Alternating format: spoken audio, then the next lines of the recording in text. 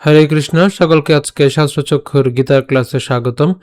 আজকের এই পর্বে আমি শ্রীমদ্ ভাগবত গীতার 4th অধ্যায়ের 9 নম্বর শ্লোকের শুদ্ধ সংস্কৃত উচ্চারণ নিয়ে আলোচনা করব। এর পূর্ববর্তী ভিডিওতে আমি এই অধ্যায়েরই 8 নম্বর শ্লোকে শুদ্ধ সংস্কৃত উচ্চারণ নিয়ে আলোচনা করেছিলাম। তো যারা পূর্ববর্তী ভিডিওটি দেখেননি, উপরের আই বাটনটি ক্লিক করে দেখে নিতে পারবেন। তো এখনো পর্যন্ত আপনারা যারা আমাদের এই শাস্ত্রচক্ষু চ্যানেলটিকে সাবস্ক্রাইব করেননি, কৃপা করে আমাদের এই শাস্ত্রচক্ষু চ্যানেলটিকে সাবস্ক্রাইব করবেন এবং ইতিমধ্যে আপনারা যারা আমাদের এই শাস্ত্রচক্ষু চ্যানেলটিকে সাবস্ক্রাইব করেছেন তাদেরকে অসংখ্য ধন্যবাদ।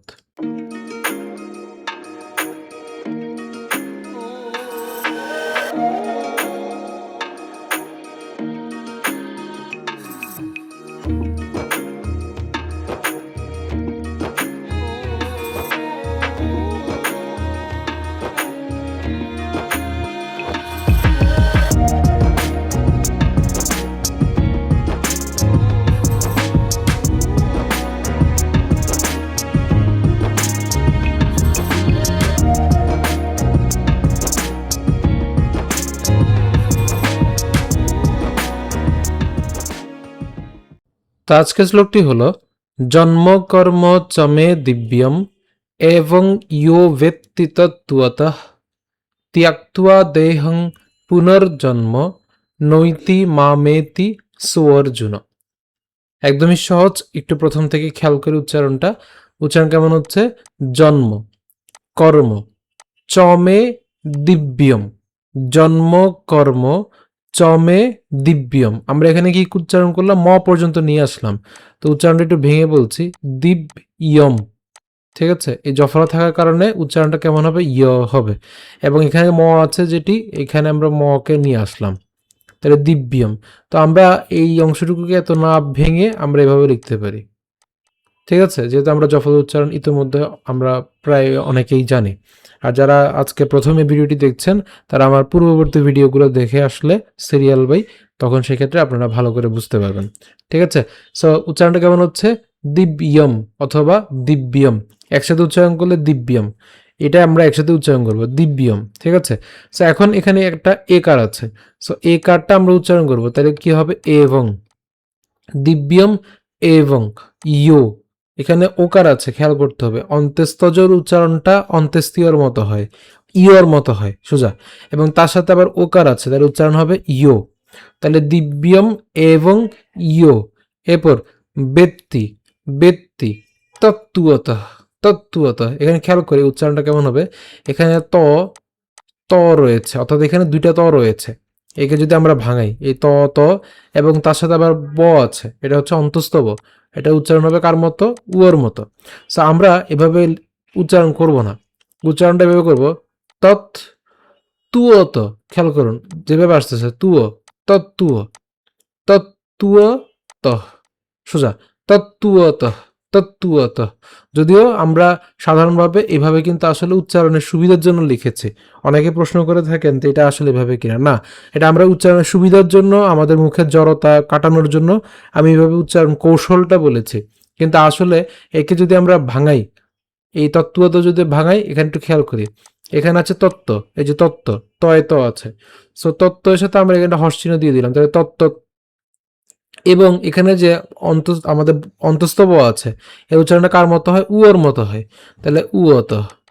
তাহলে তত্ত্বত, তাহলে একসাথে উচ্চারণ করলে তত্ত্বত, অর্থাৎ একটা ত আমরা উচ্চারণ করেছি, এখানে একটা ত, এইটার মধ্যে একটা ত আমরা উচ্চারণ করেছি, তৎ।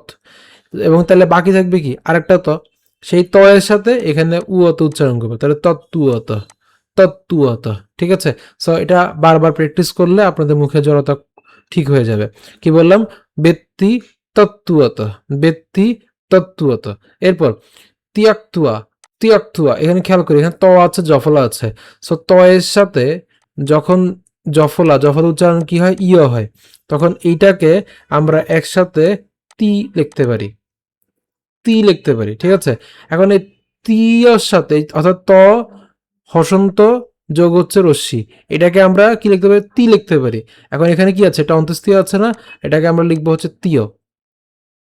তো এই তিয়র সাথে পরবর্তীতে এখানে আমাদের যুক্ত ব্যঞ্জন যেটি আছে, একে যদি আমরা ভাঙাই, একে ভাঙালে আমরা পাবো হচ্ছে ক হসন্ত যোগ ত, হসন্ত যোগ হচ্ছে বর্গীয় অন্তস্থ ব যেটা আছে, এর উচ্চারণ হবে কার মতো? উও, তাহলে উয়া। তা এই জায়গাটাকে আমরা যখন একসাথে করব তখন তার উচ্চারণটা কেমন হবে? ত রস্বীকার ইয়, তার সাথে হচ্ছে ক হসন্ত, তাহলে তিয়ক, তিয়ক। তারপর হচ্ছে ত, তাহলে এইটা যখন তকে যখন এই কয়ের সাথে উচ্চারিত করে ফেলবো তখন এর উচ্চারণ হয়ে যাবে তিয়ক্ত, তিয়ক্ত। খেয়াল করুন, তিয়ক্ত। তা এখন তিয়ক্ত পর্যন্ত উচ্চারণ করছে, এই যে কয়ের তয়ের সাথে আবার হসন্ত হয়ে গেছে, তাহলে উচ্চারণটা কেমন হচ্ছে? তিয়ক্ত, তিয়ক্ত। এবং তার সাথে আবার এখানে উয়া আছে, সো উয়াটা হবে উয়া, কেন? ওই যে আকারটা সহ উয়া। তো উচ্চারণটা কেমন হচ্ছে? তিয়ক্ত উয়া। আমি আসলে ব্যাপারটা বুঝাতে পেরেছি আশা করি।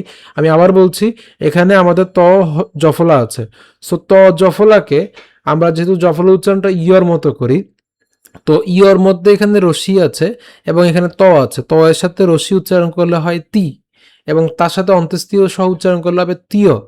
এখন এই যে এখানে কয় তো যুক্ত এবং হচ্ছে উয়া আছে, এটাকে যখন আমরা উচ্চারণ একসাথে যখন করতে যাব তখন কয় ত পর্যন্ত উচ্চারণ করে ফেলবো, হসন্ত পর্যন্ত, তাহলে উচ্চারণটা হবে তিয়ক্ত, এই যে তিয়ক্ত, এবং বাকি থাকবে কি? উয়া। সো তখন উচ্চারণ করবো হচ্ছে উয়া, সো একসাথে উচ্চারণ করলে হবে তিয়ক্তুয়া। ঠিক আছে, তিয়ক্তুয়া, তিয়ক্তুয়া দেহং, তিয়ক্তুয়া দেহং, পুনর্জন্ম। এখানে রেফটা আমরা উচ্চারণ করছি আগে, সো পুনর্জন্ম, নৈতি মামেতি, সো অর্জুন। এখানে অর্ধমাত্র হটা আমরা জানি কার মতো উচ্চারণ হয়? স্বরের মতো উচ্চারণ হয়, সো উচ্চারণ হবে অর্জুন। সো উচ্চারণটা কেমন হচ্ছে? আমি আবার প্রথম থেকে বলছি, জন্ম কর্ম চমে দিব্যম এবং ইয়ো ব্যক্তি তত্ত্বত, তত্ত্বত। এটা বারবার শুনতে শুনতে এবং উচ্চারণ করতে করতে ক্লিয়ার হয়ে যাবে আশা করি। ভিডিওটা একটু পজ দিবেন, নিজে উচ্চারণ করবেন, একটু শুনে নেবেন, তাহলে আশা করি ক্লিয়ার হয়ে যাবে। ঠিক আছে, সো ব্যক্তি তত্ত্বত তিয়ক্তুয়া, তিয়ক্তুয়া দেহং পুনর্জন্ম নৈতি মামেতি সোর্জুন। আমি আবার প্রথম থেকে বলছি, জন্ম কর্ম চমে দিব্যম এবং ইয়ো বেত্তি তত্ত্বতঃ ত্যক্ত্বা দেহং পুনর্জন্ম নৈতি মামেতি সোর্জুন। আশা করি আপনারা বুঝতে পেরেছেন শুরু থেকে আবার এতটুকু পর্যন্ত। যদি একটু বড় হয়ে গেছে ভিডিওটি, কিন্তু শুরু থেকে এতটুকু পর্যন্ত যদি একটু আপনারা ধৈর্য সহকারে শুনেন, শ্রবণ করেন, তাহলে আশা করি এই শ্লোকটি উচ্চারণটা আপনাদের ক্লিয়ার হয়ে যাবে। অনুবাদ: হে অর্জুন, যিনি আমার এই প্রকার দিব্য জন্ম ও কর্ম যথাযথভাবে জানেন, তাকে আর দেহত্যাগ করার পর পুনরায় জন্মগ্রহণ করতে হয় না, তিনি আমার নিত্যধাম লাভ করেন। শ্লোকটি আরেকবার একটু বলে দিচ্ছি প্রথম থেকে, খেয়াল করুন উচ্চারণটা কেমন হচ্ছে। জন্ম কর্ম, জন্ম কর্ম চমে দিব্যম এবং ইয়ো ব্যক্তি তত্ত্বত। এই জায়গাটা আমরা ভাঙলে এভাবে পাই, কিন্তু উচ্চারণের সুবিধার জন্য আমি আবার বলছি, উচ্চারণের সুবিধার জন্য, মুখের জড়তা কাটানোর জন্য উচ্চারণ করব তত্ত্বত। ঠিক আছে, যদি এভাবে লেখা যায় না, আমরা সাধারণত ভাঙলে এভাবে পাবো, কিন্তু উচ্চারণ সুবিধার জন্য আমরা এভাবে লিখে দিয়েছি তত্ত্বত। ঠিক আছে, এরপর তিয়ক্ত, এই যে তিয়ক্ত, তো আমরা উচ্চারণ করবো তিয়ক্ত। কারণ কেন? যদি হসন্ত না থাকতো তাহলে তিয়ক্ত উচ্চারণ করতাম, কিন্তু এখানে হসন্ত থাকার কারণে উচ্চারণ হচ্ছে কি তিয়ক্ত, তিয়ক্তুয়া। একসাথে উচ্চারণ করবো তিয়ক্তুয়া, তিয়ক্তুয়া। ঠিক আছে, তো যখন আস্তে আস্তে এক্সপার্ট হয়ে যাবেন তখন এই ভাঙাটা না দেখে সরাসরি হচ্ছে আমরা এটা উচ্চারণ করবো তিয়ক্তুয়া, তিয়ক্তুয়া। ঠিক আছে, তিয়ক্তুয়া। এরপর দেহং পুনর্জন্ম নৈতি মামেতি সো অর্জুন। একদমই সহজ। তো শুরু করে পাঠ করি, তাহলে কেমন হবে? জন্ম কর্ম চমে দিব্যম এবং ইয়ো বেত্তি তত্ত্বতঃ ত্যক্ত্বা দেহং পুনর্জন্ম নৈতি মামেতি সোর্জুন। আমি আবার বলছি, জন্ম কর্ম চমে দিব্যম এবং ইয়ো বেত্তি তত্ত্বতঃ ত্যক্ত্বা দেহং পুনর্জন্ম নৈতি মামেতি সোর্জুন। তো আশা করি ভিডিওটি ভালো লেগেছে। যদি ভিডিওটি ভালো লেগে থাকে অবশ্যই আমাদের ভিডিওটিকে লাইক দিবেন, বেশি বেশি করে কমেন্ট এবং শেয়ার করবেন। তো এখনো পর্যন্ত আপনারা যারা আমাদের এই শতচক্ষু চ্যানেলটিকে সাবস্ক্রাইব করেননি, কৃপা করে আমাদের এই শতচক্ষু চ্যানেলটিকে সাবস্ক্রাইব করবেন, এবং ইতিমধ্যে আপনারা যারা আমাদের এই শতচক্ষু চ্যানেলটিকে সাবস্ক্রাইব করেছেন তাদেরকে অসংখ্য ধন্যবাদ। ধন্যবাদ সবাইকে। হরে কৃষ্ণ।